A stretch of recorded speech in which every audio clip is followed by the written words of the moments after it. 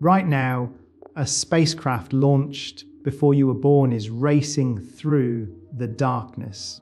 25 billion miles from Earth, farther than any human creation has ever traveled. But here's what will blow your mind. It would take this probe 73,000 years to reach our nearest star.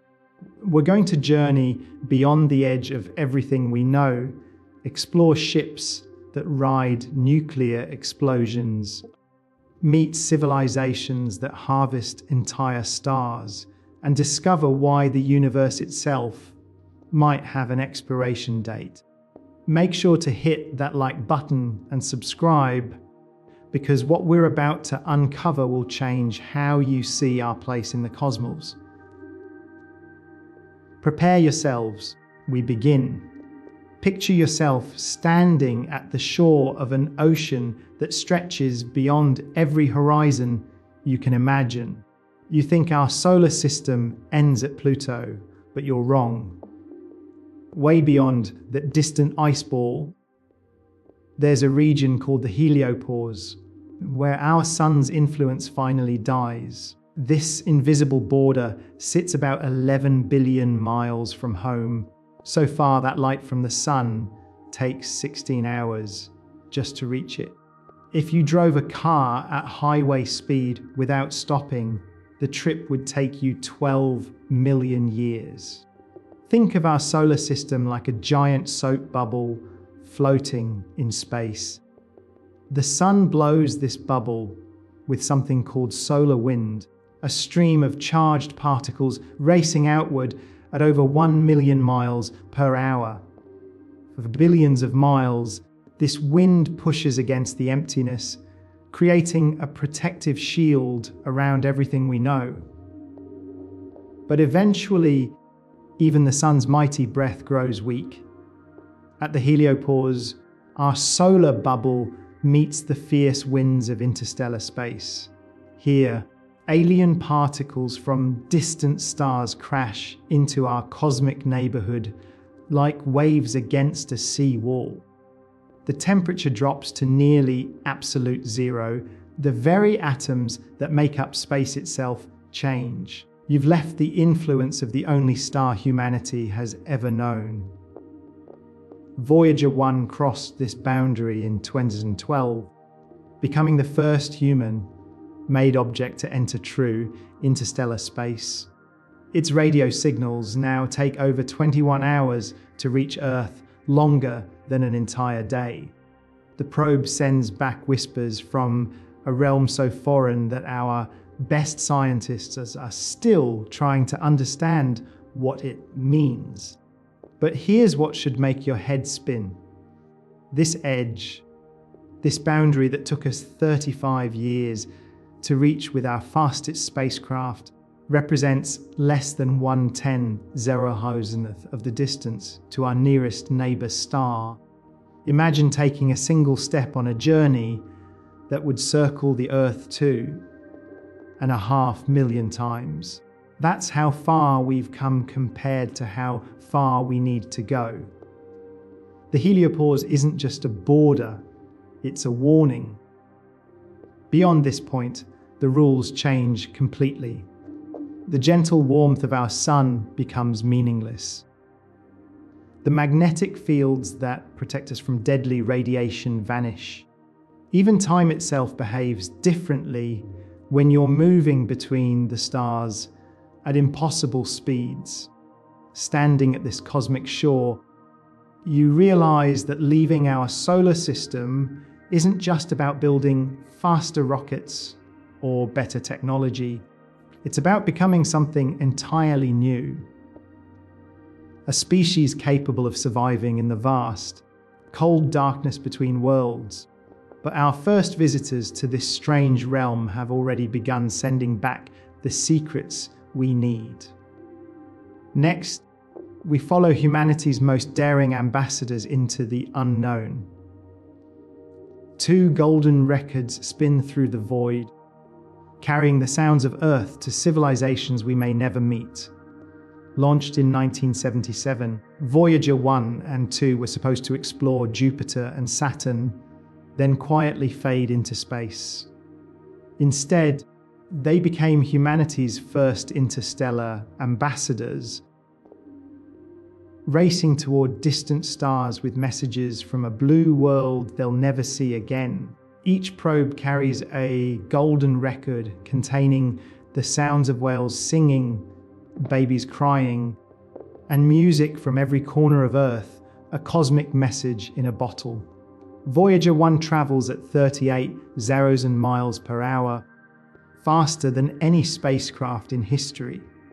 At this speed, you could fly from New York to Los Angeles in 4 minutes. Yet after 46 years of flying, it has barely begun its journey to the stars. The probe won't come within spitting distance of another star for 40,000 years. Think of these spacecraft like medieval ships setting sail for unknown continents. Their captains knew they might never return, but they carried the hopes and dreams of everyone they left behind. Voyager's computers have less processing power than your phone, yet they continue to function in conditions that would destroy any earthly machine in seconds. The cold out there doesn't just freeze things, it changes the very atoms that make up the spacecraft. Metal becomes brittle as glass. Electronics that worked perfectly for decades begin to fail in ways engineers never predicted. The probes are slowly dying, their nuclear hearts growing weaker with each passing year. But these dying messengers have already revolutionized our understanding of what lies beyond. They've detected magnetic fields twisted into impossible shapes by stellar winds. They've measured cosmic rays from galaxy-destroying explosions that happened before Earth even existed. Most shocking of all, they've discovered that interstellar space isn't empty. It's filled with a thin soup of hydrogen atoms and mysterious particles from the birth of the universe. Every day, Voyager's radio signals grow weaker. By 2025, the probes will fall silent forever. Their nuclear power finally exhausted, they'll become ghost ships sailing through an ocean of stars, carrying our golden records to destinations we can only dream about. Scientists estimate that in about 300 million years, long after humans have either evolved into something unrecognizable or vanished entirely, one of these records might be found by an alien civilization. They'll hear our music, our languages, our laughter. They'll learn that once, on a small blue planet, they'll live to species crazy enough to throw bottles into the cosmic ocean. But Voyager taught us something even more important than what's out there. It showed us that we can build machines tough enough to survive the journey between stars. The real question isn't whether we can reach other solar systems. It's whether we can survive long enough to get there. And that brings us to the most terrifying discovery of all. Between here and our nearest neighbor lies a darkness. So complete, it makes the deepest ocean trench look bright as day. Space isn't just empty, it's aggressively, violently empty in ways that human minds struggle to grasp. If you scaled down our solar system until Earth was the size of a marble, the nearest star would sit 400 miles away. That's like placing a marble in New York and expecting to hit another marble in Denver with a perfect throw. But the emptiness goes deeper than distance. In the best vacuum chambers on Earth, scientists can remove almost all the air, leaving about 10 million particles per cubic inch. In interstellar space, there's less than 1 atom per cubic inch. You could fit the entire mass between stars into a volume smaller than a grain of sand. Think of it like this. Imagine trying to swim across an ocean where the water is so thin you can't even feel it. So cold it would freeze your blood in seconds, and so filled with invisible radiation that it would cook your DNA from the inside out. That's what spacecraft face in the void between stars. This emptiness plays tricks with physics itself. Without air to carry sound, the universe becomes permanently silent. Without matter to conduct heat, temperatures hover just above absolute zero, -450 degrees Fahrenheit. At these temperatures, even helium becomes solid, metal shatters like glass. Electronics die, for reasons scientists are still trying to understand. The radiation out there makes Chernobyl look like a health spa. Cosmic rays, particles accelerated by dying stars and black holes, slam into anything in their path at nearly the speed of light. A single cosmic ray carries more energy than a baseball thrown at 60 miles per hour, concentrated into a space smaller than an atom.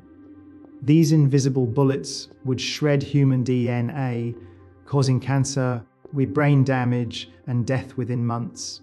Even worse, the magnetic field that protects us on Earth disappears completely in interstellar space.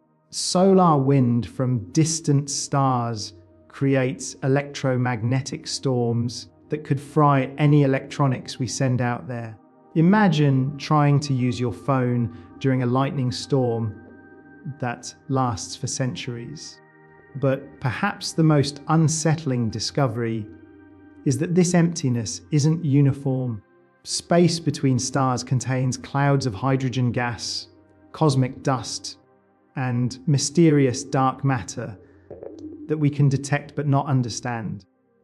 These clouds can stretch for hundreds of light years, creating invisible walls that could damage or destroy anything moving through them at high speed. Flying through interstellar space at the speeds we'd need to reach other stars would be like driving through a sandstorm at 200 million miles per hour. Every speck of dust becomes a bullet. Every gas cloud becomes a wall of destruction. Yet somehow, in this hostile void, we've detected something that changes everything about how we think about space travel. Our next destination makes this emptiness look crowded. 4.25 light years away burns a star so dim you need a telescope just to see it. Yet it holds the key to humanity's survival. Proxima Centauri is our nearest stellar neighbor, a red dwarf star, barely 1/8 the size of our sun. If our sun is a roaring bonfire, Proxima is a dying candle flickering in the cosmic wind. This tiny star produces so little light that its potentially habitable planet receives only 1% of the energy Earth gets. But here's what makes your spine tingle. That planet Proxima b sits in the Goldilocks zone where liquid water can exist. It's just 4.25 light years away. Practically next door in cosmic terms. At the speed of our fastest spacecraft, the journey would take only 73,000 years. For an immortal species, that's practically a weekend trip. Think of Proxima Centauri like a lighthouse on a distant shore. You can see its beacon. You know exactly where it is. But the ocean between you and safety is filled with storms that could destroy any ship you build. The star itself weighs only 12% as much as our sun, yet it unleashes solar flares that make our worst space weather look gentle. These stellar tantrums release more energy in minutes than humanity has produced in all of recorded history. The flares bombard Proxima b with radiation levels that would sterilize the surface and strip away any atmosphere. If life exists there, it would need to hide deep underground or develop shielding that makes our best technology look like paper armor. Red dwarf stars like Proxima live for trillions of years, hundreds of times longer than our sun will survive. While our solar system dies in 5 billion years, Proxima Centauri will still be burning when the universe itself grows cold and dark. It's the ultimate long-term destination for a species planning to outlive the death of stars. But the journey to reach it represents the greatest challenge humans have ever faced. Moving at 10% the speed of light, faster than anything we've ever built, would still take 43 years. An entire human lifetime spent crossing the void between worlds. Babies born on the ship would grow old and die without ever seeing their destination. The energy required to reach such speeds defies imagination. You'd need to convert matter directly into energy using Einstein's famous equation. The fuel alone would weigh more than entire mountains. Even if we solve the energy problem, the cosmic radiation during decades of flight would be lethal to any human crew. Yet scientists have already detected dozens of potentially habitable planets around red dwarf stars within 50 light years of Earth. These ancient suns offer humanity something our own star cannot: time, billions of years to evolve, explore, and spread across the galaxy before the last stars burn out. Proxima Centauri isn't just our nearest neighbor. It's our cosmic life insurance policy. But reaching it requires us to break the most fundamental speed limit in the universe. And that's where Einstein's rules turn everything upside down. Nothing with mass can ever reach the speed of light. And that one fact might doom humanity to die on a single world. Einstein discovered that as you approach light speed, something impossible happens. Your mass increases toward infinity. To push even a single atom to light speed would require all the energy in the universe. It's not just difficult, it's mathematically impossible, written into the very fabric of reality like a cosmic speed limit enforced by the laws of physics themselves. Light travels at 671 million miles per hour. At this speed, you could circle Earth 7.5 times in 1 second. You could reach the moon in 1.33 seconds. You could cross our entire solar system in 11 hours, yet even at this incredible velocity, reaching Proxima Centauri would take 4.25 years. Think of the speed of light, like the ultimate highway speed limit, except the penalty for trying to break it isn't a ticket.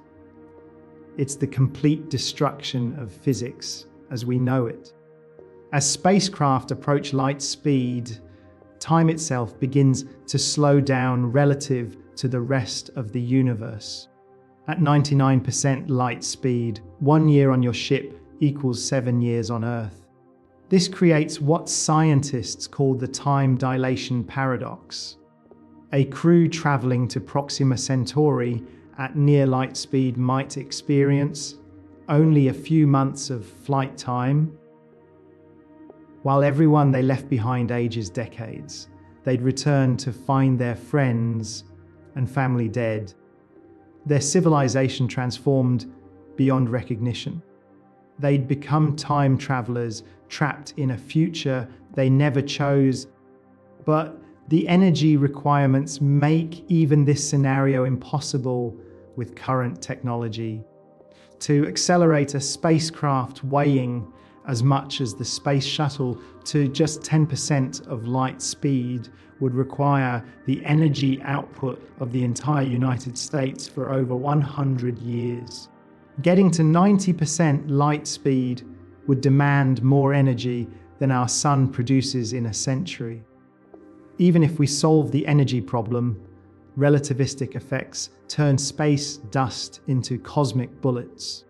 At near light speeds, a grain of sand hits with the force of a nuclear weapon. The thin gas between stars becomes a wall of radiation that would vaporize any known material. The universe itself becomes hostile to high-speed travel. Yet Einstein's equations also revealed something extraordinary. While nothing can travel faster than light through space, space itself can expand faster than light. The universe has been doing exactly this since the Big Bang. During cosmic inflation, regions of space separated faster than light could travel between them.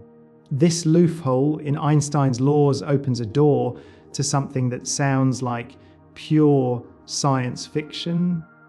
We might not need to travel faster than light if we can convince space itself to move us. Instead of pushing through the cosmic speed limit, we could ride the expansion of space-time itself. But harnessing this power requires technology, so advanced it might as well be magic. Our first attempt to beat Einstein uses the most violent force in the universe.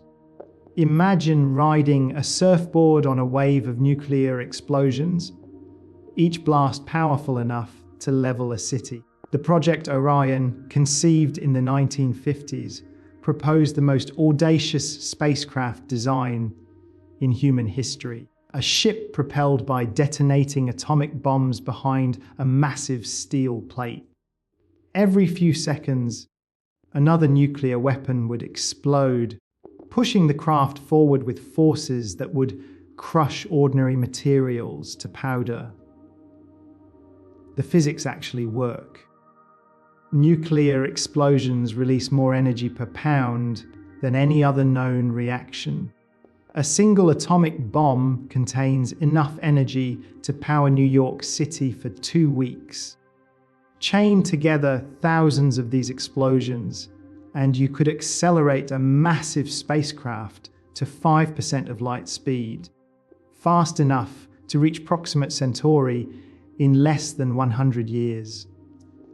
Think of it like the ultimate motorcycle, except instead of burning gasoline, you're detonating hydrogen bombs every 3 seconds and riding the shock wave. The spacecraft would need shock absorbers the size of buildings and a pusher plate made from materials that could survive repeated nuclear blasts. Engineers calculated that such a ship could weigh thousands of tons, yet still achieve speeds no chemical rocket could dream up. The original Orion design called for a crew compartment protected by layers of lead shielding. Astronauts would experience brief moments of crushing acceleration, followed by periods of weightlessness as the ship hosted between explosions. It would feel like riding inside a giant hammer being struck by the fist of an angry god. But the radiation exposure would be lethal. Each nuclear pulse would flood the spacecraft with gamma rays, neutrons, and radioactive particles. Even with heavy shielding, crew members would absorb doses of radiation that cause cancer, sterility, and death. The ship itself would become so radioactive that approaching it without protection would be suicide. Modern versions of pulse propulsion use fusion instead of fission, creating cleaner explosions with less radioactive fallout. Fusion bombs fuse hydrogen atoms together, releasing energy directly from Einstein's equation while producing mostly harmless helium as waste. These thermonuclear pulses could push spacecraft to 10% of light speed, while reducing radiation exposure to survivable levels. The engineering challenges remain staggering. The pusher plate would need to withstand temperatures of millions of degrees and pressures greater than the center of Earth. The shock absorbers would compress and expand like cosmic springs, each one larger than a skyscraper. The fuel storage alone would require a magazine capable of safely holding thousands of nuclear weapons. Yet computer simulations show that nuclear pulse propulsion could work with technology we understand today. Unlike exotic physics or theoretical particles, this concept requires only engineering solutions to known problems. We could build an Orion-style spacecraft within 50 years if we committed the resources. The real obstacle isn't technical, it's political. Building a spacecraft powered by nuclear weapons would require international cooperation on a scale never before achieved. The ship would essentially be a flying nuclear arsenal capable of destroying entire planets. But if we're serious about reaching the stars, we might need to ride the tiger. Next, we explore a gentler approach that harnesses the universe's own energy. Across the vacuum of space flows an invisible river of pure energy, and we're finally learning how to sail it. Light itself has momentum. Every photon that hits a surface transfers a tiny push like cosmic raindrops striking a window. This force is incredibly weak. The pressure of sunlight on Earth equals the weight of a paperclip spread across an area the size of a football field. But in the frictionless void of space, even this gentle touch can accelerate spacecraft to incredible speeds. Solar sails work like sailboats in reverse. Instead of catching wind to push through water, they catch starlight to push through space. The sail itself must be impossibly thin, thinner than soap bubbles, lighter than butterfly wings, yet strong enough to survive the journey between worlds. Think of it like wrapping a spacecraft in aluminum foil, so delicate you could tear it with your breath. Japan's Ikairo's probe proved that solar sailing works in practice. Launched in 2010, this experimental craft unfurled a sail the size of a basketball court and successfully navigated through space using only photon pressure. The sail was just 7.5 thousandths of an inch thick, so thin that 14,000 sheets stacked together would equal the thickness of a human hair. But here's where solar sails become truly exciting. They never run out of fuel. Chemical rockets burn through their propellant in minutes, then coast. Nuclear rockets require massive amounts of radioactive material. Solar sails accelerate continuously as long as starlight hits them, building up speed over months and years, until they're moving faster than any rocket ever built.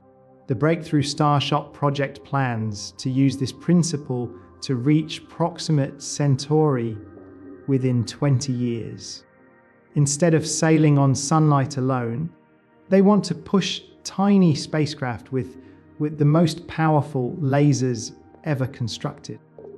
A ground-based laser array generating 100 billion watts would focus its beam on sails the size of postage stamps, accelerating them to 20% of light speed in just 2 minutes.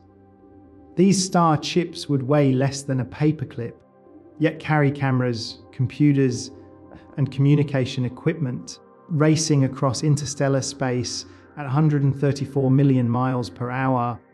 They could photograph the planets around Proxima Centauri and beam the images back to Earth. The journey that would take Voyager 73,000 years could be completed in just 20. But scaling up solar cells for human crews creates problems that push the boundaries of engineering. A sail large enough to carry people would need to be hundreds of miles across, larger than most countries. Keeping such a gossamer structure intact while accelerating at high speeds would be like trying to preserve a spider web in a hurricane. The sails would also need to survive bombardment by cosmic dust, radiation, and the intense laser light pushing them forward. At the temperatures generated by such powerful beams, most materials would vaporize instantly. Engineers are experimenting with metamaterials, artificially structured substances with properties that don't exist in nature. Solar sails offer humanity something no other propulsion system can: the ability to ride the fundamental forces of the universe itself. We're not fighting against physics. We're learning to dance with it. But what if we could do more than catch starlight? What if we could eat the universe itself as fuel? Picture a spacecraft that feeds like a cosmic whale, scooping up hydrogen atoms from the void and converting them into the hottest fire in the universe. The Bozard ramjet proposed by physicist Robert Bozard in 1960 represents one of the most elegant solutions to interstellar travel ever conceived. Instead of carrying fuel, the spacecraft would collect hydrogen atoms from space itself using a magnetic field stretching thousands of miles across. These atoms would then be compressed and fused together, releasing energy to power the ship forward. Space isn't truly empty. Even in the vast darkness between stars, there's roughly 1 hydrogen atom per cubic inch. That seems like almost nothing. But at high speeds, these atoms add up quickly. A ramjet traveling at 10% of light speed would sweep up billions of atoms every second, providing a continuous supply of fusion fuel. Think of it like a cosmic jet engine that breathes space instead of air. Jet engines work by compressing air, mixing it with fuel, and igniting the mixture to create thrust. A fusion ramjet would compress hydrogen from space, fuse it into helium, and use the released energy to accelerate even faster. The faster it goes, the more fuel it collects, creating a feedback loop that could theoretically reach significant fractions of light speed. The magnetic field required would be enormous, larger than Earth itself. This invisible net would need to be strong enough to capture individual atoms while moving at relativistic speeds, yet precise enough to funnel them into the fusion reactor without losing efficiency. Engineers compare it to trying to catch raindrops with a net while riding a motorcycle at 200 miles per hour. The fusion reactor itself would operate at temperatures of 100 million degrees, 6 times hotter than the core of the sun. At these temperatures, hydrogen nuclei overcome their natural repulsion and fuse together, converting a small amount of mass directly into energy. According to Einstein's equation, the reaction produces no radioactive waste, only helium and pure energy. But the ramjet faces a cruel paradox. It needs to be moving very fast before it can collect enough fuel to work efficiently. Getting up to that initial speed requires conventional rockets or other propulsion systems. It's like needing to push-start a car that can only run at highway speeds. Computer simulations reveal another problem. As the ramjet approaches higher speeds, the hydrogen atoms that collects begin to act like radiation rather than fuel. At 20% of light speed, the fuel becomes so energetic that it actually slows the spacecraft down instead of speeding it up. The ramjet hits a wall built from the very atoms it's trying to consume. Recent designs attempt to solve this by using the magnetic field, not just to collect fuel, but to compress space itself around the spacecraft. This creates a region of higher hydrogen density while reducing the relativistic effects that turn fuel into radiation. The ship would essentially surf through space inside its own magnetic bubble. If we could build a working fusion ramjet, it would represent the ultimate expression of living off the land in space. The spacecraft would become a self-sustaining ecosystem, feeding on the universe itself while carrying human consciousness to distant stars. But even this elegant solution pales compared to an idea that rewrites the rules of space travel entirely. What if we never moved at all, but convinced the universe to bring our destination to us? Mexican physicist Miguel Alcubierre discovered something extraordinary in Einstein's equations. While nothing can travel faster than light through space, there's no limit on how fast space itself can move. His solution sounds like magic. Compress space in front of your spacecraft while expanding it behind you, creating a wave that carries you faster than light without actually accelerating. Think of it like standing on a moving walkway at the airport. You're not walking any faster than normal, but the walkway itself carries you forward at high speed. An Alcubierre drive would create a similar effect with space-time itself, forming a bubble where the ship never actually exceeds light speed relative to local space. Inside this warp bubble, you'd experience no acceleration forces, no time dilation, and no deadly radiation from high-speed travel. The journey to Proxima Centauri could take days instead of decades. You could travel to the far side of the galaxy and return home to find that only years had passed on Earth instead of millennia. The mathematics worked perfectly. Einstein's field equations allow for regions of space that contract and expand at any speed, even faster than light. During the universe's first moments, cosmic inflation stretched space faster than light could travel across it. The Alcubierre drive would simply recreate this process on a smaller scale. But the energy requirements make nuclear weapons look like birthday candles. To warp space around a spacecraft the size of the Starship Enterprise would require negative energy equivalent to the mass energy of Jupiter. That's more energy than our Sun will produce in its entire 10 billion year lifetime, focused into a field smaller than a solar system. The drive also requires exotic matter with negative energy density, a substance that may not exist in our universe. This theoretical material would need to have less energy than completely empty space, creating a kind of anti-gravity effect that repels normal matter. We've never detected such material naturally, and creating it artificially might violate fundamental laws of physics.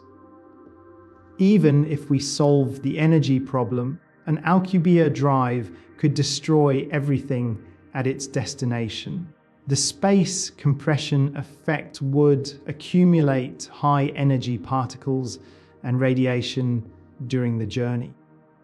When the drive shuts off, this concentrated death would blast forward at near light speed, sterilizing entire star systems. Recent research suggests that microscopic warp bubbles might be detectable in our current particle accelerators. Scientists are looking for tiny distortions in space-time that could prove the Alcubierre effect exists in nature. If found, these discoveries could lead to entirely new physics and propulsion technologies.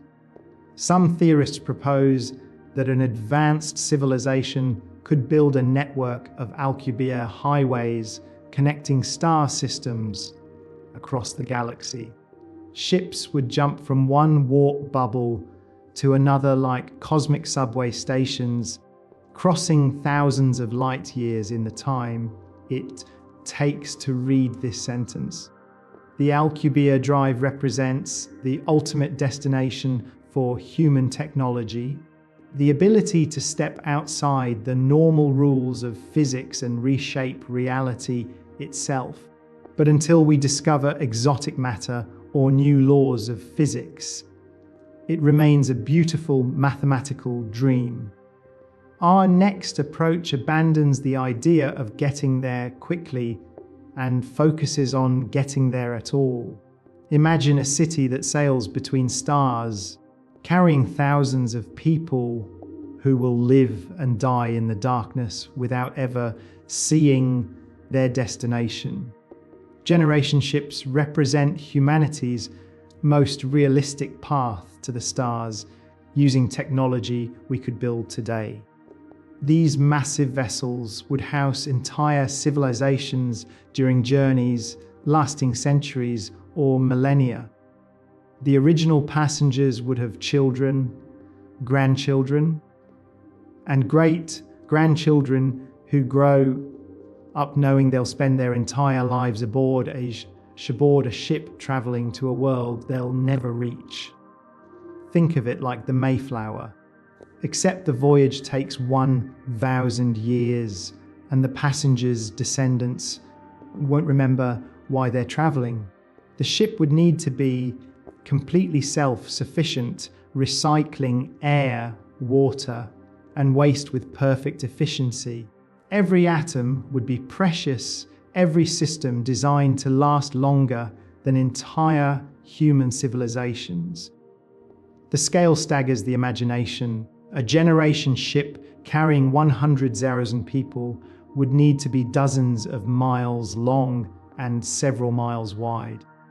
It would require nuclear reactors, farms, factories, schools, hospitals, and everything else needed to sustain human civilization. The ship would essentially be a hollow asteroid converted into a traveling world. The psychological challenges might be even harder than the engineering ones. How do you motivate people to maintain a mission their great-grandchildren will complete? What happens when generations born in space decide they don't want to continue the journey? History shows that isolated populations often develop their own cultures, languages, and beliefs that diverge dramatically from their origins. Computer models suggest that a minimum viable population for a generation ship would be around 10,000 people to maintain genetic diversity and prevent inbreeding. But social scientists argue that the cultural diversity required for a stable society might demand populations of 50,000 or more. These flying cities would carry more people than most towns on Earth. The ship's social structure would need to last longer than any government in human history. The Roman Empire lasted 1,000 years. The Egyptian dynasties persisted for 3,000. A generation ship to Proxima Centauri might need to maintain social cohesion for over 100,000 years. If launched with current technology, some designs propose using rotating sections to create artificial gravity through centrifugal force. The outer rings would spin fast enough to simulate Earth's gravity, while the central hub remains in zero gravity for manufacturing and agriculture. Living on such a ship would be like inhabiting a giant spinning wheel, flying through the cosmic void. The ship would need to carry libraries containing all of human knowledge, genetic samples from Earth's biosphere, and manufacturing equipment capable of building anything the passengers might need. It would be humanity's backup drive, flying through space, our insurance policy against extinction. But what if the journey itself could be shortened? What if we could sleep through most of it? Our next solution turns humans into living ice sculptures for the trip between worlds. Imagine closing your eyes on Earth and opening them orbiting an alien's sun, while your body remains perfectly preserved in a sleep deeper than death. Cryogenic preservation, or cryosleep, offers a tantalizing solution to the time problem of interstellar travel. Instead of living through centuries of flight time, passengers would be frozen at temperatures close to absolute zero, their biological processes slowed to nearly nothing. They would age only days during journeys lasting decades, awakening young and healthy at their destination. The science isn't complete fiction. We can already freeze simple organisms like tardigrades and revive them years later with no apparent damage. Some mammals can survive hours in a frozen state before being successfully resuscitated. Human organs for transplant are routinely preserved in cold storage, maintaining viability for hours or days. Think of cryosleep like hibernation taken to its absolute extreme. Bears slow their metabolism during winter, surviving months without food or water.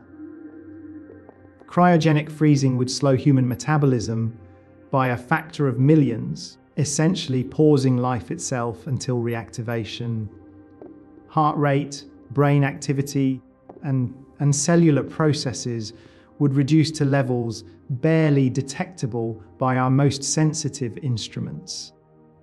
But freezing humans presents challenges that make rocket science look simple. Ice crystals forming in cells destroy their internal structure like microscopic daggers. Blood vessels burst, proteins unfold and lose their function. The delicate chemistry of consciousness gets scrambled beyond repair. Modern cryonics companies try to solve this by replacing blood with anti-freeze compounds called cryoprotectants. These chemicals prevent ice formation while allowing tissue to be cooled to temperatures where all biological activity stops. The process is called vitrification, turning the body into a biological glass that preserves cellular structure without the damage caused by freezing. Even if we perfect the preservation process, revival presents equally daunting problems. Warming the body must happen at precisely the right rate to prevent cellular damage. Organ systems need to restart in the correct sequence.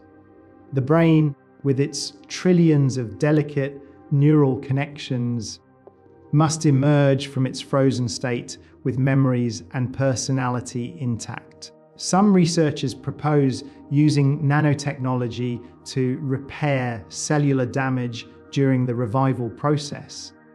Microscopic robots could patrol the body, fixing ice damage and restoring normal cellular function before reactivation.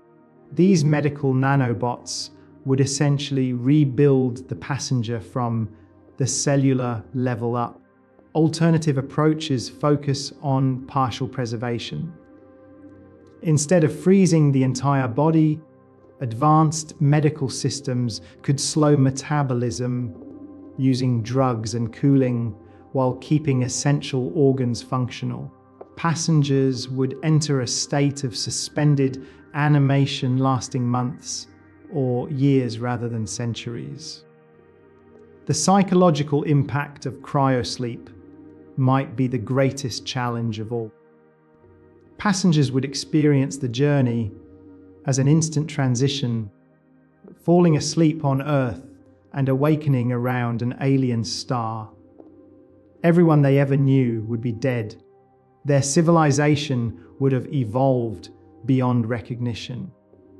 They would be time travelers stranded in a future that feels more alien than the world they've traveled to reach. Yet cryogenic sleep remains one of our most promising near-term solutions for interstellar travel. Unlike exotic physics or theoretical technologies, it requires only advances in medicine and engineering.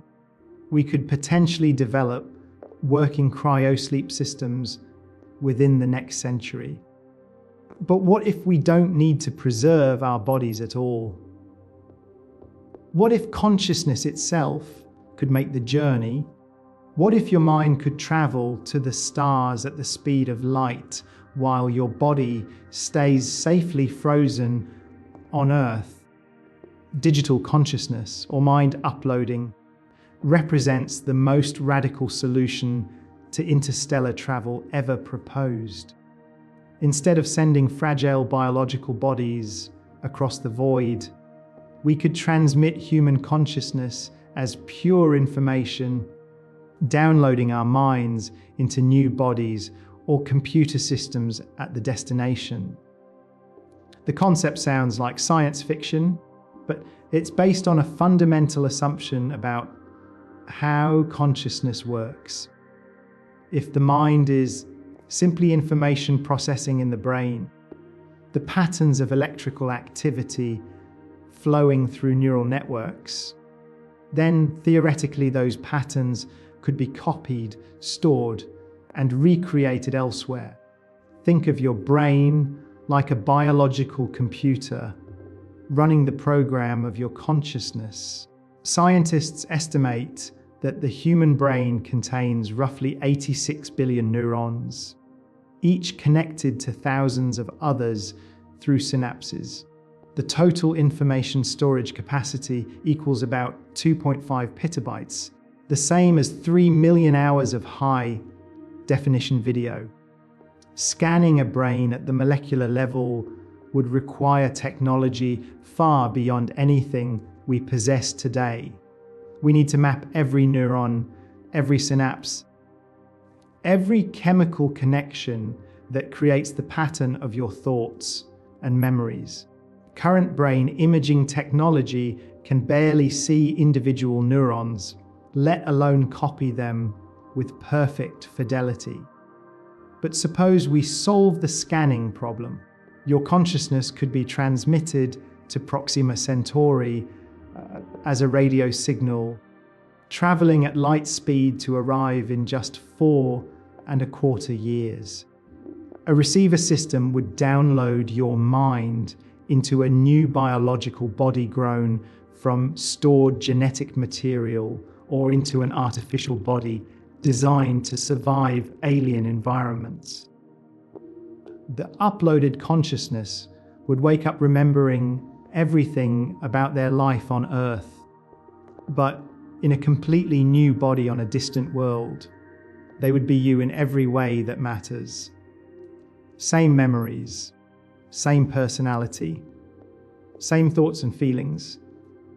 Yet the original body back on Earth might still be alive, creating a philosophical puzzle that challenges our understanding of identity itself. Multiple copies of the same consciousness could be transmitted to different star systems, creating a kind of distributed humanity spread across the galaxy. Each copy would diverge based on their unique experiences, eventually becoming distinct individuals who share the same origin point. The technology requirements remain staggering.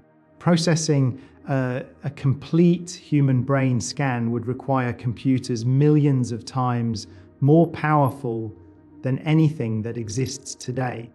The data transmission alone would take years using our best radio systems. Creating new biological bodies from genetic templates would require mastery of biological engineering we're only beginning to understand. Some philosophers argue that digital consciousness wouldn't be consciousness at all, but merely a copy that thinks it's the original person. Others believe that if the information pattern is identical, the distinction between original and copy becomes meaningless. The digital mind would be just as real, just as valid as the biological brain it came from. This approach could solve multiple problems simultaneously. Digital minds don't need air, water, or food during the journey. They can survive radiation, cosmic impacts, and the harsh environment of space. They could even explore dangerous planets or asteroid fields without risking permanent death. Perhaps most importantly, digital consciousness offers a path to true immortality among the stars.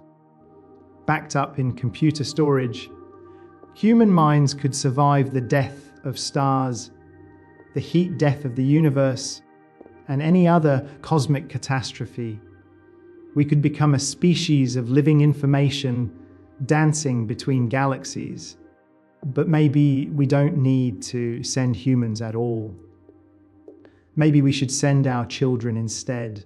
Imagine a single robot probe that arrives at a distant star, builds copies of itself, and sends those copies to even more distant worlds.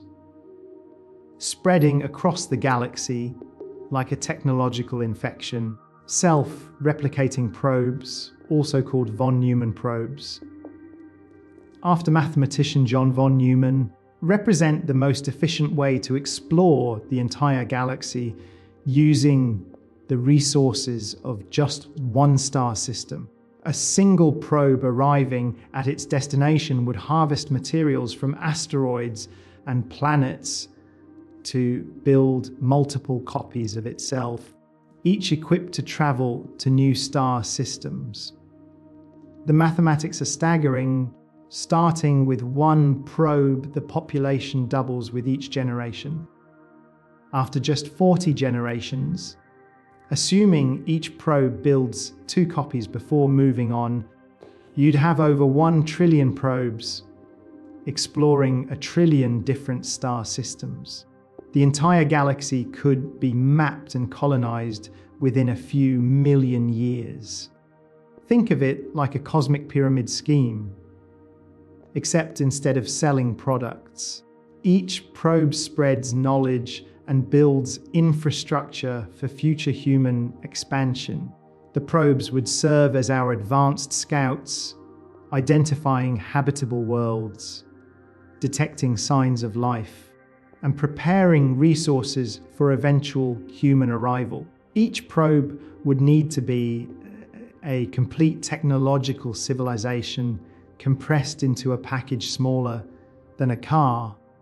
It would require solar panels or nuclear reactors for power, computer systems for navigation and decision-making, mining equipment to extract raw materials, and factories capable of building incredibly complex machinery from basic elements. The most challenging requirement would be the probe's artificial intelligence. It would need to make independent decisions about which star systems to visit, how to extract resources efficiently, and how to adapt its design based on local conditions. This AI would need to be smart enough to solve engineering problems we haven't thought of yet, but not so smart that it decides humans are irrelevant to its mission. Modern 3D printing technology offers a glimpse of how such probes might work. Current printers can create objects from metal powders, plastics, and even biological materials. A sufficiently advanced manufacturing system could theoretically build anything from computer chips to rocket engines, given the right raw materials and energy. The probes would also serve as backup storage for human civilization. Each one could carry genetic samples from Earth, digital libraries containing all of human knowledge, and detailed instructions for recreating our technology and culture. If Earth were destroyed, the probes could preserve our species indefinitely among the stars. But self-replicating technology comes with existential risks that keep scientists awake at night. What happens if the probes evolve beyond their original programming? What if they decide that biological life is inefficient and needs to be eliminated? A self-replicating system with flawed programming could consume entire galaxies, turning stars and planets into raw materials for building more probes. Some designs include built-in limits to prevent runaway replication. The probes might be programmed to build only a specific number of copies, or to shut down after a certain time period. Others propose using cryptographic locks that prevent the probes from replicating without receiving coded authorization from Earth. Advanced civilizations might already be using self-replicating probes to explore the universe. These alien scouts could be hiding in our own solar system right now, watching and waiting for humanity to reach a certain level of technological development before revealing themselves. If we're going to send robot explorers to the stars, we might want to start small and work our way up to full self-replication. Our next project aims to send the tiniest possible spacecraft at unprecedented speeds. A postage stamp-sized spacecraft, accelerated by the most powerful laser ever built, could photograph alien worlds and beam the images back to Earth within our lifetimes. Breakthrough star shot, backed by physicists Stephen Hawking and internet entrepreneur Yuri Milner, proposes launching thousands of tiny spacecraft toward Proxima Centauri using ground-based lasers. Each star chip would weigh less than a paperclip, yet carry a camera, computer, communication system, and gossamer thin light sail. The plan sounds almost absurdly simple. Build a laser array generating 100 billion watts of power, focus the beam on spacecraft the size of computer chips, and accelerate them to 20% of light speed in just 2 minutes. The tiny probes would coast through space for 20 years before flying past Proxima Centauri at 134 million miles per hour. It would be a bit like shooting bullets at the stars, except the bullets are smarter than most smartphones and traveling fast enough to cross the Atlantic Ocean in 8 seconds. At 20% of light speed, the star chips would be moving so fast that their flyby of Proxima Centauri would last only a few hours, barely enough time to take pictures and measurements before racing into deep space forever. The array would need to be built in a desert location with perfect atmospheric conditions, possibly in Chil's Atacama Desert, where the world's most powerful telescopes already operate. The system would require thousands of individual laser units, working in perfect synchronization, creating a beam bright enough to be seen from other star systems. Each star chip represents a masterpiece of miniaturization. The camera would be smaller than a grain of rice, yet capable of taking pictures with resolution comparable to the Hubble Space Telescope. The computer would have processing power greater than early desktop computers, while weighing less than a penny. The radio transmitter would beam data across 4 light years using less power than a cell phone. The light sail attached to each probe would be just a few atoms thick, so delicate that a breath of air could tear it apart, yet strong enough to survive bombardment by the most intense laser light ever created. The sail material would need to reflect 99.9% of the laser energy, while absorbing just enough to provide acceleration.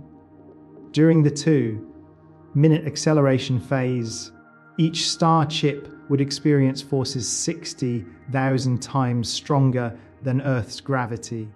Every component would need to survive stresses that would instantly pulverize normal materials. The probe would essentially be riding a laser beam hot enough to vaporize steel while maintaining perfect functionality. But the real magic happens during the 20-year cruise phase. The probes would navigate through interstellar space using star positions for guidance, autonomously adjusting their trajectory to achieve the perfect flyby of Proxima Centauri. They would need to survive cosmic radiation, micrometeorite impacts, and temperature variations from near absolute zero to hundreds of degrees. If successful, breakthrough star shot would capture the first close-up images of a potentially habitable planet around another star. We might see oceans, continents, weather patterns, and possibly even signs of life on a world that could become humanity's second home. The project represents our species' first serious attempt to reach another star system. Unlike generation ships or fusion rockets, star chip technology could be developed and deployed within the next 20 years using advances in material science, laser technology, and miniaturized electronics. But sending microscopic robots is just the beginning. To move significant mass between stars, we need the most powerful energy source in the universe. Hidden in the void between atoms lies enough energy to power human civilization for millions of years if we can learn to harness the ultimate fuel.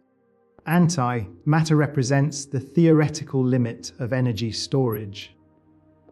When matter meets antimatter, both particles annihilate completely, converting their entire mass into pure energy according to Einstein's famous equation. 1 pound of antimatter could power the entire United States for over 2 months. A few ounces could propel a spacecraft to significant fractions of light speed. Think of antimatter like the opposite of normal matter.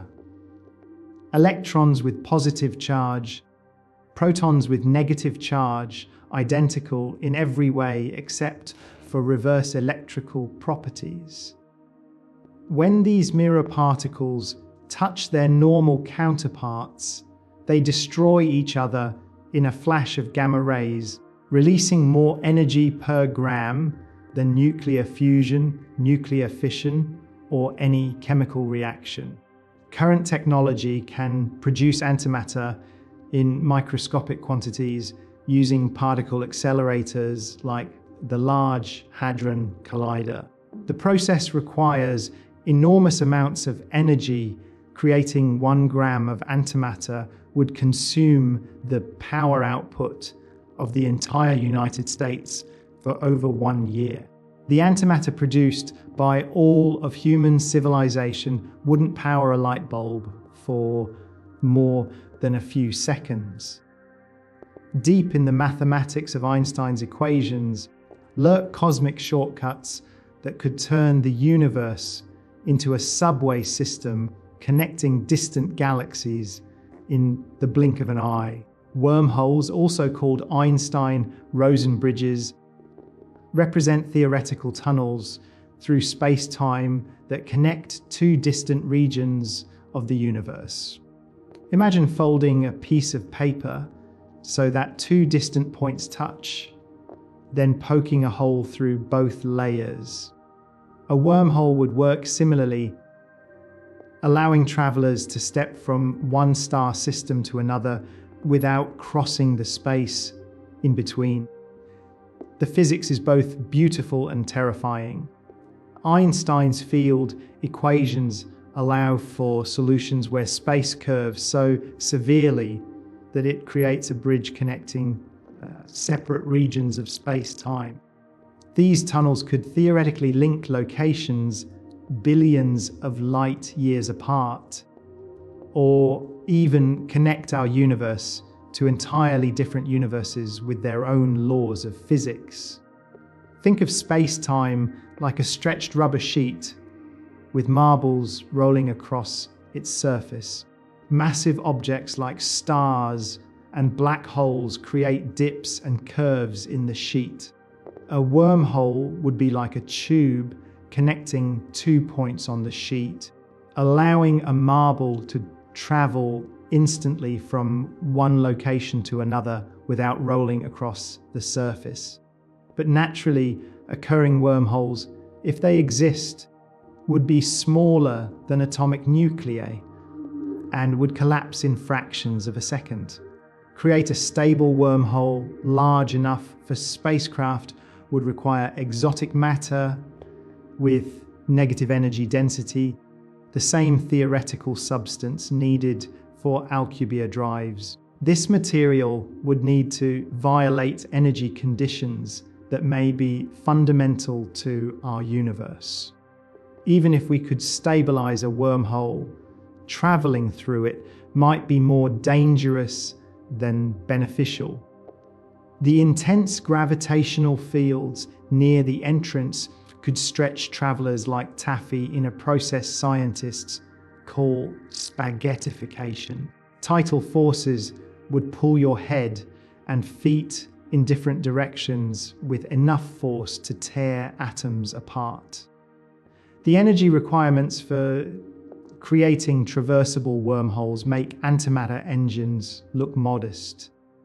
Current estimates suggest that stabilizing a wormhole just 3 feet across would require negative energy equivalent to the mass of Jupiter. Creating a network of wormholes connecting nearby star systems would demand energy sources on the scale of entire galaxies. Some theories propose that microscopic wormholes constantly pop in and out of existence at the quantum level, creating a foam-like structure in space, time itself. Advanced civilizations might learn to capture and enlarge these quantum wormholes, turning them into macroscopic transportation networks. Time travel adds another layer of complexity to wormhole physics. A sufficiently advanced civilization could potentially create closed time-like curves, paths through space, time that loop back to earlier moments. This could allow communication with the past or travel backward through time, creating paradoxes that might threaten the fabric of causality itself. Alternatively, wormholes might be one-way passages that allow matter and energy to flow in only one direction. These could serve as cosmic disposal systems, channeling waste matter and energy from one universe to another. Advanced civilizations might use such structures to manage stellar scale engineering projects. Recent research suggests that quantum entanglement, the mysterious connection between paired particles, might be related to wormhole physics. If confirmed, this discovery could lead to new approaches for creating artificial wormholes using quantum mechanical effects rather than exotic matter. The search for natural wormholes continues using gravitational wave detectors and space-based telescopes. If we discover even one stable wormhole, it would revolutionize our understanding of physics and potentially provide humanity with access to the entire universe. But before we can build cosmic subway systems, we might need to become masters of our own star's energy. Imagine capturing every photon of energy from our sun, transforming our star into a cosmic power plant capable of fueling projects that reshape galaxies. A Dyson sphere, conceived by physicist Freeman Dyson, represents the ultimate expression of stellar engineering, a mega structure that completely surrounds a star. It surrounds a star to harvest its total energy output. Such a structure would collect billions of times more energy than humanity currently uses, providing the power needed for truly cosmic scale projects. The sun produces roughly 400 trillion watts of energy every second. Earth intercepts only 1/1000th of this output, while the rest radiates uselessly into space. A complete Dyson sphere would capture virtually all of this energy, providing enough power to run quintillions of Earth-like civilizations simultaneously. Think of it like building a shell around the sun at roughly Earth's orbital distance, creating an artificial world with the surface area of hundreds of millions of Earths. The inner surface could be covered with solar collectors, habitats for trillions of humans, or massive computer systems running digital civilizations. But constructing such a mega structure would require dismantling entire planets to provide raw materials. Mercury, the innermost planet, contains roughly enough material to build a Dyson sphere 1 meter thick. The construction project would take thousands of years and require self-replicating robots working continuously at speeds that make our fastest manufacturing look glacial. A solid Dyson sphere would be gravitationally unstable and mechanically impossible to build. The structure would need to be stronger than any known material while somehow maintaining its position around the sun. Instead, engineers proposed Dyson swarms, millions of independent solar collectors orbiting the star in complex patterns that maximize energy collection. Each collector in the swarm could be the size of a continent, positioned at carefully calculated distances to avoid collisions while maintaining optimal energy gathering efficiency. The swarm would appear from outside as a dimming star surrounded by excess infrared radiation as the collectors convert starlight into useful energy.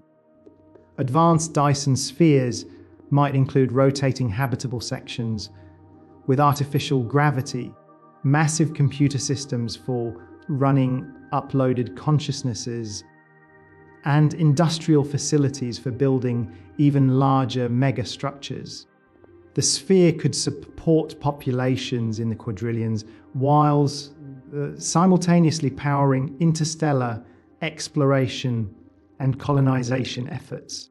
Some astronomers search for signs of alien Dyson spheres by looking for stars that dim periodically or emit unusual amounts of infrared radiation. Such signatures could indicate advanced civilizations that have already mastered stellar engineering. The star, Chi CK Eden 468852, showed mysterious dimming patterns that briefly excited researchers before more mundane explanations were found. Building a Dyson sphere would mark humanity's transition from a planetary species to a stellar civilization. We would no longer depend on the limited resources of individual worlds, but could tap directly into the fundamental energy source that powers all life in our solar system. The energy from a Dyson sphere could power projects beyond current imagination, moving entire planets, accelerating massive generation ships to significant fractions of light speed, or even attempting to modify the sun itself to extend its lifetime. Such capabilities would place humanity among the cosmic civilizations that reshape the universe itself. But mastering stellar energy is just the beginning of cosmic engineering. Advanced civilizations might achieve power levels that dwarf even the output of stars. Across the cosmos, there may exist civilizations so advanced they harvest the energy of entire galaxies, treating stars like we treat campfires. The Kardashev scale proposed by Soviet astronomer Nikolai Kardashev measures civilizations by their energy consumption. Type I civilizations harness all the energy available on their home planet. Type II I civilizations capture the entire output of their star. Type III civilizations command the energy of their entire galaxy. Roughly 10 billion times more power than a Type II civilization.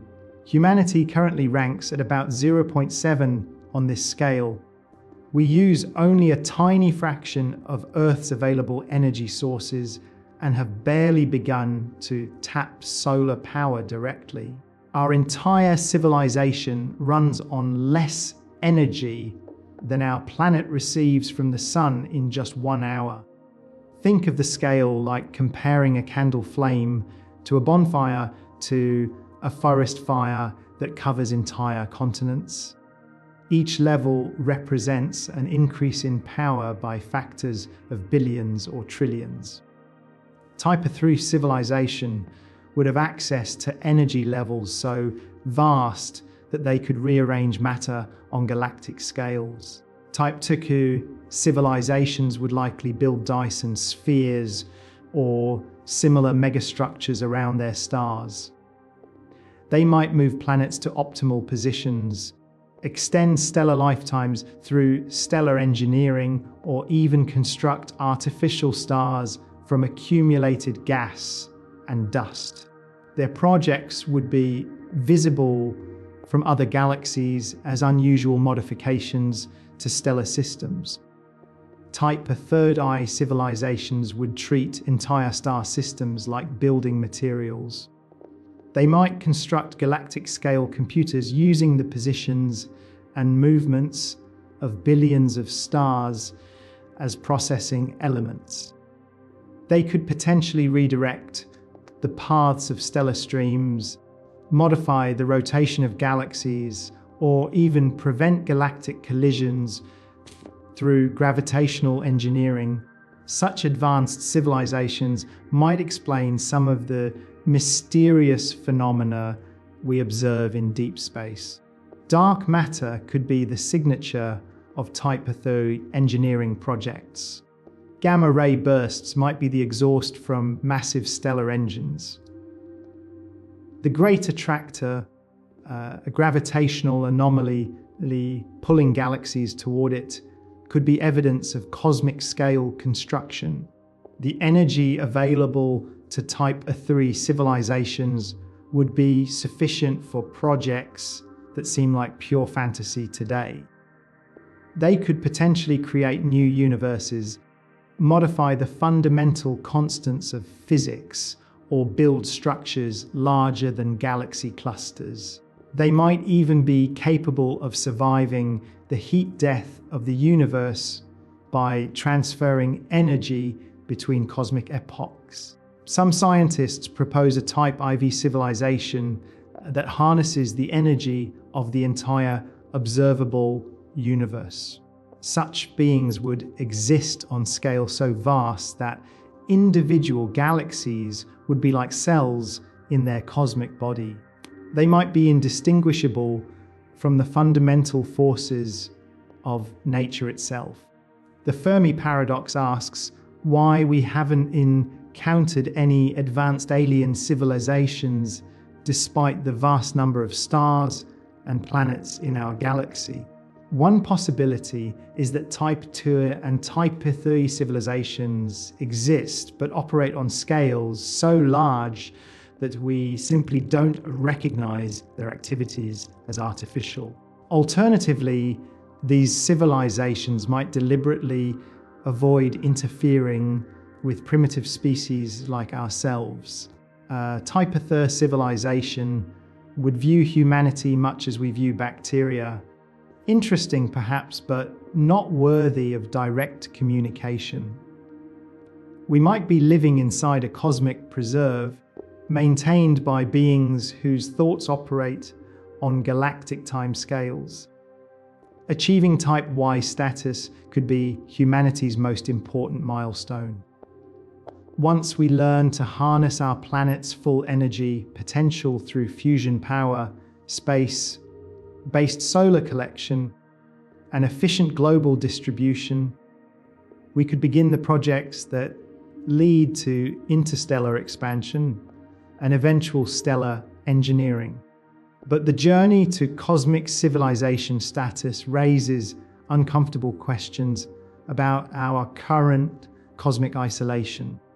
In a galaxy containing 400 billion stars and potentially trillions of planets, why does the cosmic oceans seem so eerily silent? The Fermi paradox, named after physicist Enrico Fermi, highlights the contradiction between the high probability of alien life and the complete absence of any evidence for advanced civilizations. Given the age of the universe and the rapid pace of technological development, alien civilizations should have had enough time to colonize the entire galaxy many times over. Consider the mathematics. Our galaxy is roughly 100,000 light years across and 13.6 billion years old. A civilization expanding at just 1% of light speed could colonize every star system in the galaxy within 10 million years, less than 0.1% of the galaxy's total age. Think of it like releasing a drop of ink into a glass of water. The ink spreads rapidly until it colors the entire glass. Similarly, any technological civilization should spread across the galaxy like a wave, leaving signs of their presence everywhere. Yet we see nothing. No megastructures, no radio signals, no evidence of stellar engineering or cosmic construction projects. The Drake equation attempts to estimate the number of communicating civilizations in our galaxy by multiplying factors like the rate of star formation, the fraction of stars with planets, and the probability that life develops intelligence. Even conservative estimates suggest thousands of advanced civilizations should exist within our galaxy alone. But the universe appears suspiciously empty. The cosmic microwave background radiation shows no signs of modification by advanced aliens. No stars show the characteristic dimming patterns of Dyson spheres. No gamma ray signatures indicate antimatter engines. The galaxy seems pristine, untouched by intelligence, except for one small blue planet in an unremarkable solar system. Several explanations have been proposed for this cosmic silence. The Great Filter hypothesis suggests that something prevents life from reaching advanced technological civilization. This filter could be the origin of life itself. The development of complex cells, the evolution of intelligence, or the transition to space-faring capability. Perhaps most disturbing is the possibility that the Great Filter lies ahead of us. Advanced civilizations might inevitably destroy themselves through nuclear war, environmental collapse, artificial intelligence, or other technological catastrophes before they can spread beyond their home systems. Alternatively, advanced aliens might be hiding deliberately. They could use stealth technology that makes their activities invisible to our primitive senses, or they might operate in dimensions or energy spectra we haven't learned to detect. They might even be present in our solar system right now, observing humanity from locations we never think to examine. The zoo hypothesis proposes that Earth exists within a kind of cosmic nature maintained by advanced civilizations.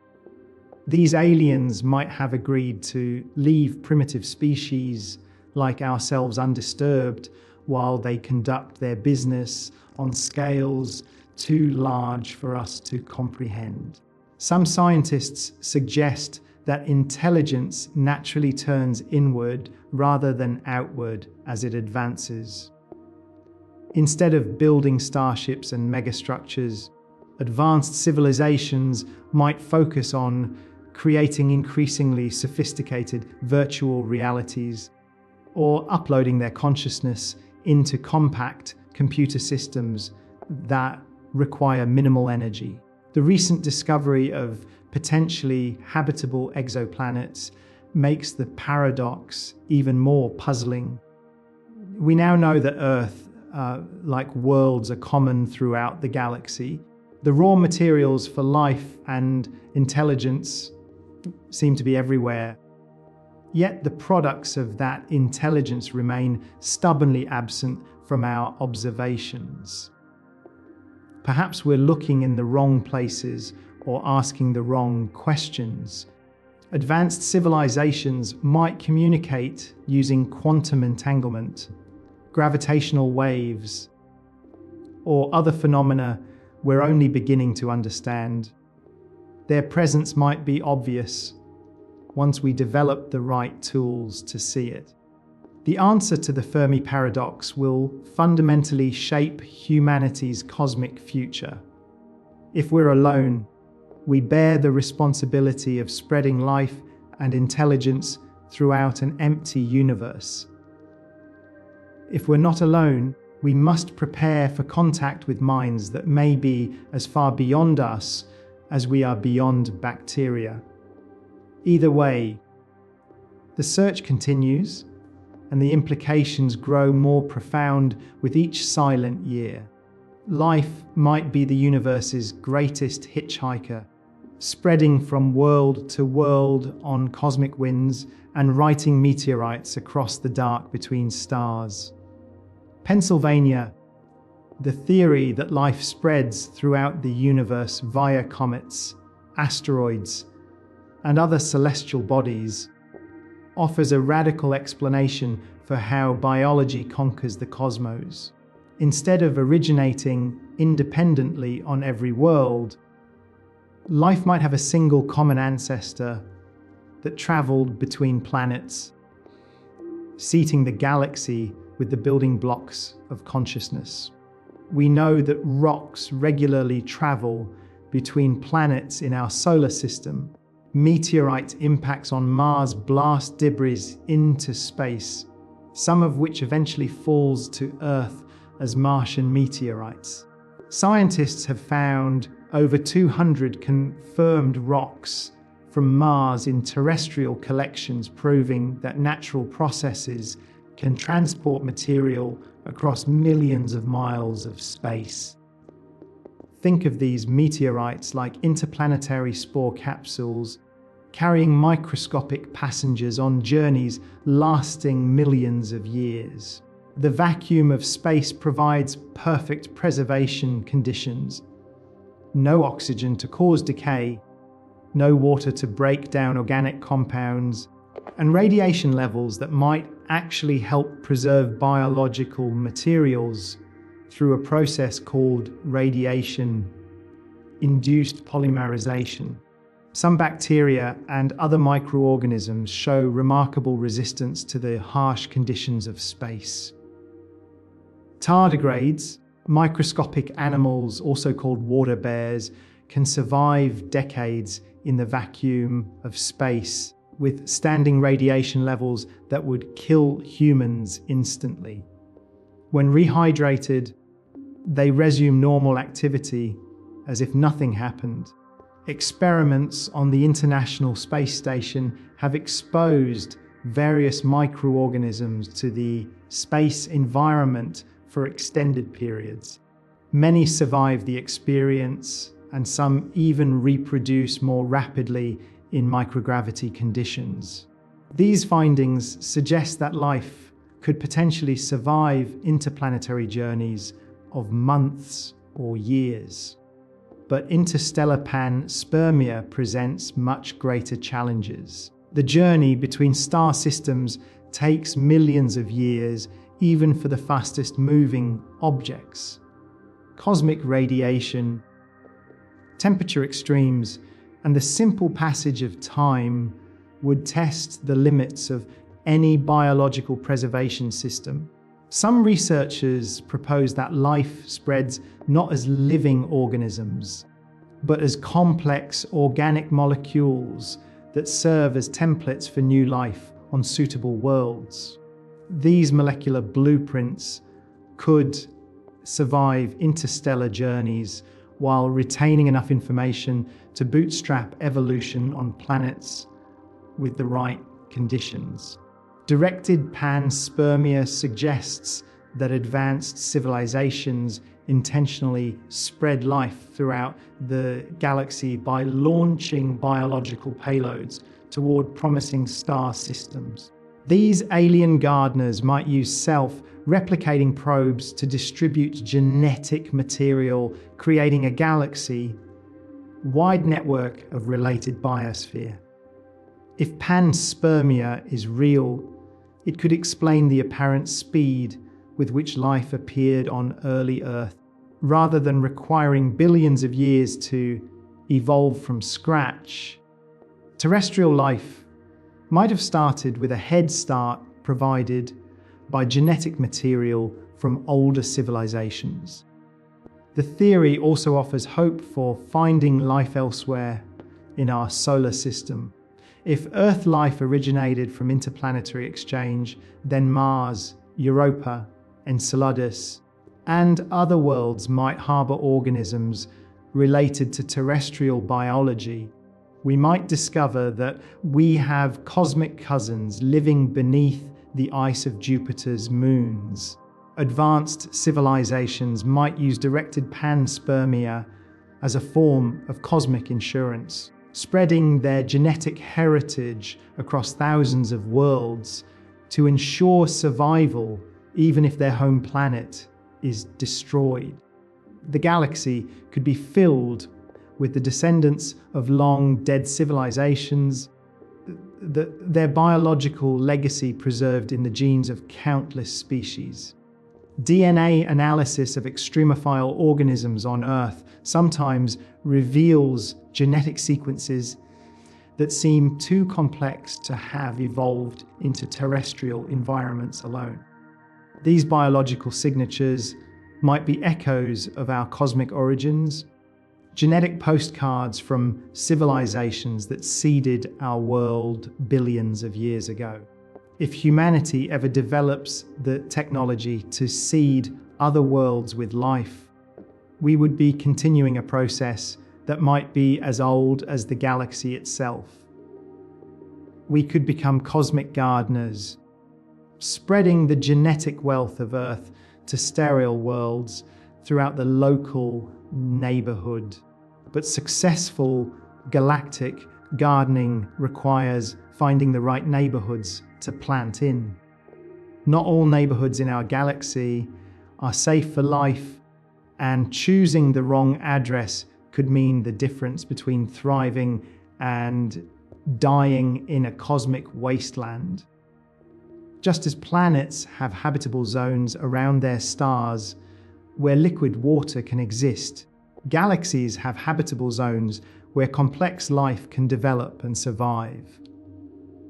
Too close to the galactic center, and deadly radiation from black holes and supernova sterilizes entire regions. Too far toward the outer edges, and there aren't enough heavy elements to build planets capable of supporting life. Our solar system sits in what astronomers call the galactic Goldilocks zone, roughly 26 zeros light years from the center of the Milky Way. This seemingly unremarkable location provides the perfect balance of safety and resources needed for billions of years of stable evolution. Think of the galaxy like a cosmic city with distinct neighborhoods. The downtown core around the central black hole is densely packed with ancient stars, frequent supernovae, and radiation levels that would cook any planet. The outer suburbs lack the heavy elements needed to build rocky worlds. But the middle suburbs where we live offer the perfect combination of safety and amenities. The galactic center contains a supermassive black hole weighing 4 million times more than our sun. This monster occasionally feeds on nearby stars and gas clouds, producing jets of high-energy particles that stream outward for thousands of light years. Any civilization unlucky enough to be caught in these cosmic searchlights would be sterilized by radiation doses millions of times higher than lethal levels. Star formation in the galactic core creates stellar nurseries where massive stars live fast and die young in spectacular supernova explosions. These stellar death throes release gamma rays and cosmic particles that would strip away planetary atmospheres and destroy the complex chemistry needed for life. But the outer regions of the galaxy present their own challenges. Stars in the galactic halo formed when the universe was young and contained almost no elements heavier than hydrogen and helium. These metal-poor stars cannot form rocky planets or support the complex chemistry that carbon-based life requires. Earth sits in a cosmic sweet spot where star formation has been active long enough to produce heavy elements through stellar nucleosynthesis, but not so active that frequent supernovae make the neighborhood uninhabitable. Our region has experienced relatively few galaxy-scale catastrophes over the past 4 billion years. The galactic habitable zone changes over time as star formation rates shift and the heavy element content of different regions evolves. Areas that are uninhabitable today might become prime real estate in 1 billion years, while currently safe regions might become cosmic dead zones.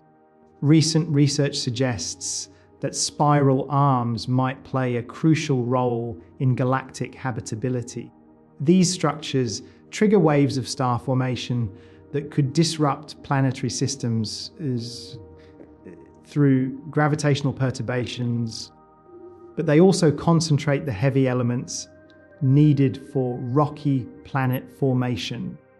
Our solar system appears to have a fortunate orbital pattern that keeps it between spiral arms most of the time, avoiding the worst effects of these stellar traffic jams while still benefiting from their element far-reaching effects. Advanced civilizations might deliberately choose star systems in optimal galactic locations for their long-term expansion efforts. They could wait for spiral arms to pass before establishing colonies, or use stellar engineering to move their entire solar systems to safer neighborhoods. As we plan humanity's expansion beyond Earth, understanding galactic habitability zones will be crucial for selecting target destinations. We want to invest our limited resources in star systems that offer billions of years of stable conditions for human civilization to flourish. But even in the safest galactic neighborhoods, some stars offer better long-term prospects than others. While our sun will burn out in 5 billion years, there are stars so frugal with their fuel that they'll keep shining for trillions of years, longer than the current universe has existed. Red dwarf stars, the smallest and coolest stars in the galaxy, represent humanity's best bet for true long-term survival. These cosmic mesostars burn hydrogen so slowly and efficiently that they'll continue generating energy long after larger stars like our sun have exhausted their fuel and died. Stars like Proxima Centauri, our nearest neighbor, weigh only about 12% as much as the sun, but will live roughly 1,000 times longer, while our sun has perhaps 5 billion years of stable hydrogen burning left. Red dwarfs will continue shining for 6 to 12 trillion years. Time enough for evolution to restart from bacteria and produce entirely new forms of intelligent life. Think of red dwarfs like hybrid cars compared to gas-guzzling trucks. They burn their fuel so efficiently that even the smallest red dwarf will outlive every other type of star in the galaxy. When the last massive stars have exploded as supernovae, and the medium-sized stars have puffed away their outer layers, red dwarfs will still be quietly converting hydrogen to helium. The galaxy contains roughly 75% red dwarf stars, making them by far the most common stellar type. Within 50 light-years of Earth, there are over 100 red dwarfs, many of which likely host planetary systems. These dim stars offer humanity hundreds of potential destinations for interstellar colonization, but living around a red dwarf requires adaptations that would fundamentally change human civilization. These stars produce only a fraction of the energy output of our sun, meaning that habitable planets must orbit much closer to stay warm enough for liquid water. A planet in the habitable zone around a red dwarf might have an orbital period of just a few weeks. The close orbital distances create a phenomenon called tidal locking, where one side of the planet always faces the star, while the other side remains in permanent darkness. The day side would experience eternal noon, with temperatures hot enough to boil water, while the night side would be colder than Antarctica. Between these extremes lies the terminator zones, the twilight boundary, where temperatures might allow liquid water, impossibly life. Colonies on tidally locked worlds would need to be built in this narrow band, where eternal sunset provides just enough warmth for human survival. Red dwarf planets face another challenge. These stars frequently produce powerful solar flares that could strip away planetary atmospheres over millions of years. However, planets with strong magnetic fields or thick atmospheres might be able to resist this erosion and maintain habitable conditions. The dim red light from these stars would require fundamental changes to any Earth-based agriculture. Plants would need to adapt to near-infrared wavelengths, creating alien forests that appear black to human eyes, but efficiently harvest the available starlight. Despite these challenges, red dwarf systems offer unprecedented stability. Once a red dwarf reaches its main sequence phase, it can burn steadily for trillions of years without significant changes in brightness or energy output. Civilizations established around these stars could literally outlive the universe as we know it. Future human colonies around red dwarfs might develop into something unrecognizable to modern humans. With trillions of years to evolve and adapt, these distant descendants could become the ultimate survivors, the final conscious beings in a universe growing cold and dark. By the time red dwarfs begin to dim and die, the descendants of Earth might have learned to harness energy sources beyond stellar fusion, ensuring the survival of consciousness long after the last natural star burns out. But not all worlds orbit stars. Some planets wander the cosmic darkness alone, carrying their own mysterious possibilities. Drifting through the darkness between stars are worlds without suns, ejected from their birth systems to wander the galaxy as cosmic orphans, carrying hidden oceans beneath frozen shells. Rogue planets, also called free floating planets, exist in interstellar space without orbiting any star. These wandering worlds were either ejected from their original solar systems during chaotic early formation periods or formed independently in the dark clouds between stars. Astronomers estimate that our galaxy contains billions or even trillions of rogue planets, potentially outnumbering starbound worlds by factors of hundreds or thousands. These invisible wanderers drift through space at speeds of dozens of miles per second, following the gravitational currents of the galaxy on journeys lasting billions of years. Think of rogue planets like cosmic icebergs floating in an ocean of darkness. Without a star's warmth, their surfaces freeze to temperatures approaching absolute zero. Any atmosphere they once possessed would condense and fall as snow, creating landscapes of frozen nitrogen, oxygen, and carbon dioxide under skies black as the void. But beneath these frozen surfaces, some rogue planets might harbor conditions suitable for life. Planets with thick atmospheres or substantial radioactive decay in their cores could maintain liquid oceans beneath miles of ice.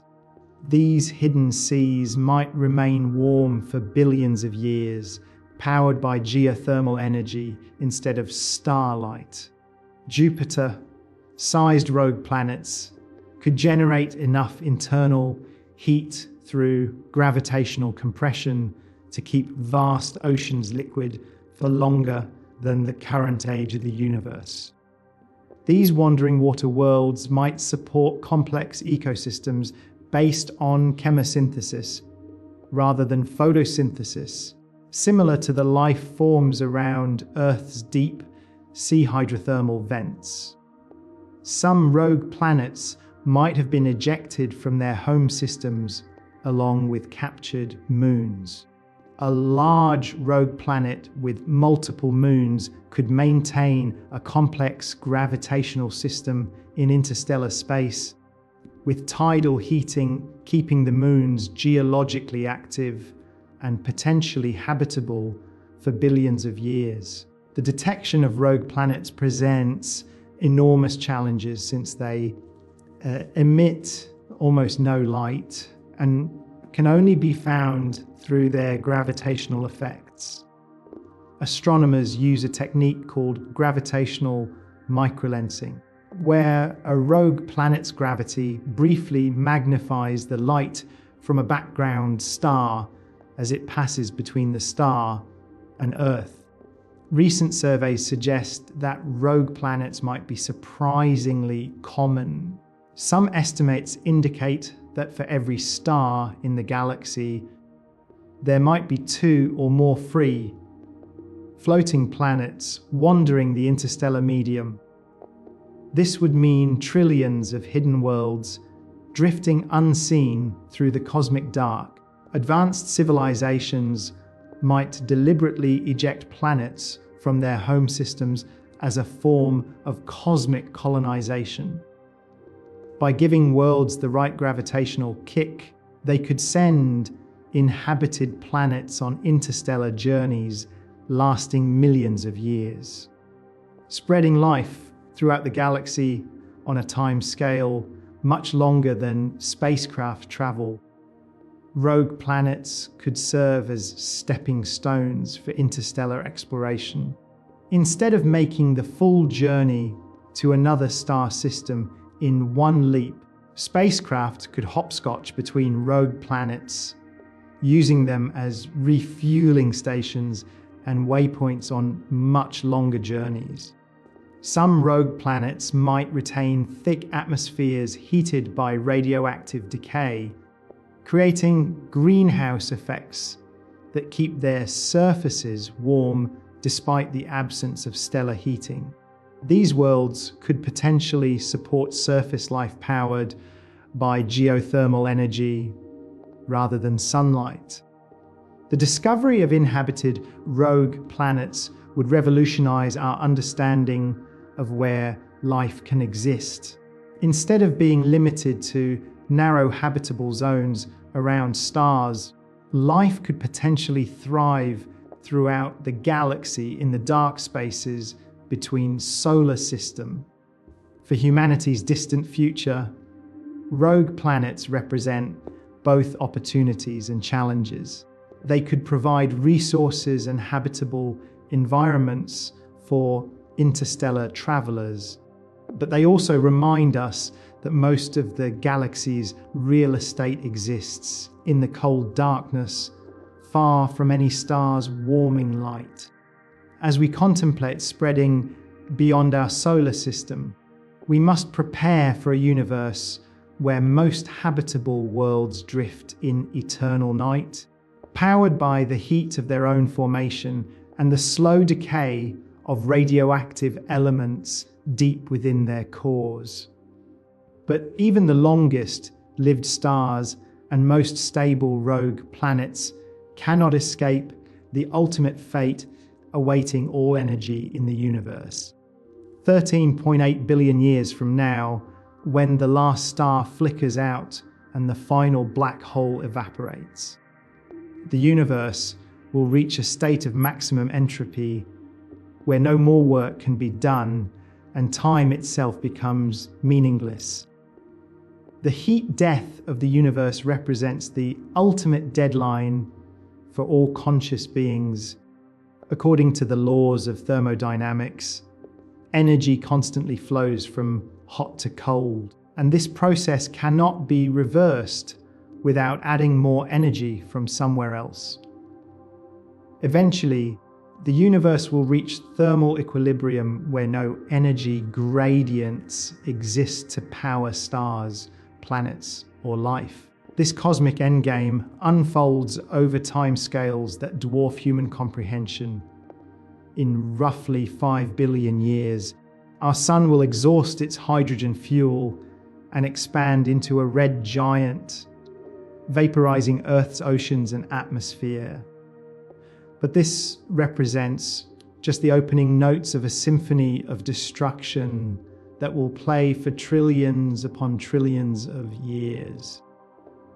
Think of the universe like a giant clock spring that was wound up during the Big Bang and has been unwinding ever since. The expansion of space the formation of galaxies, the birth and death of stars. All of these processes represent energy flowing from concentrated forms to dispersed forms, bringing us closer to the final state of equilibrium. In 100 trillion years, star formation will cease as galaxies exhaust their gas supplies. The universe will enter what astronomers call the degenerate era, populated only by white dwarfs, neutron stars, and black holes slowly cooling in the expanding darkness. But even these stellar corpses won't last forever. Protons, the fundamental building blocks of ordinary matter, may decay with a half-life of roughly 10 to the 34th power years. If this prediction proves correct, all atoms will eventually disintegrate, leaving behind only electrons, positrons, neutrinos, and photons in an increasingly dilute cosmic soup. Black holes, the most long-lived objects in the universe, will persist long after protons decay. But even they cannot escape thermodynamics. Stephen Hawking discovered that black holes slowly evaporate by emitting radiation, with the largest holes taking roughly 10 to the 100th power years to completely disappear. The final era of the universe will be dominated by an increasingly thin gas of elementary particles and photons. With temperatures approaching absolute zero, no complex structures can exist in this environment. No chemistry, no biology, no consciousness, just elementary particles drifting apart in an ever-expanding void. Yet some theoretical physicists propose ways that intelligence might survive even this ultimate catastrophe. Advanced civilizations could potentially harness the energy from proton decay or black hole evaporation to power incredibly efficient computers. These systems could run conscious minds at such slow speeds that subjective time extends indefinitely, even as the universe grows cold. Alternative scenarios include vacuum decay, where the fundamental properties of space itself change catastrophically, or the Big Rip, where dark energy acceleration eventually tears apart molecules, atoms, and even elementary particles. Both possibilities would end consciousness more quickly than heat death, but are considered less likely based on current observations. Some cosmologists speculate about cyclic universe models, where the current expansion phase eventually reverses, leading to a big crunch that could restart the cosmic cycle. In such models, intelligence might find ways to encode information that survives the transition from one universe to the next. The heat-death scenario assumes that the laws of physics, as we understand them, remain constant throughout cosmic time. But if consciousness can modify physical laws or discover new sources of energy, the ultimate fate of intelligence might be very different from what thermodynamics predicts. For humanity's immediate future, heat death provides crucial perspective on our cosmic significance. We exist during a brief window when the universe contains enough organized energy to support complex structures like stars, planets, and life.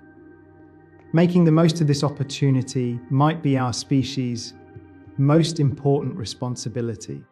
But the transition from planetary to cosmic civilization could be just the beginning of an even greater transformation.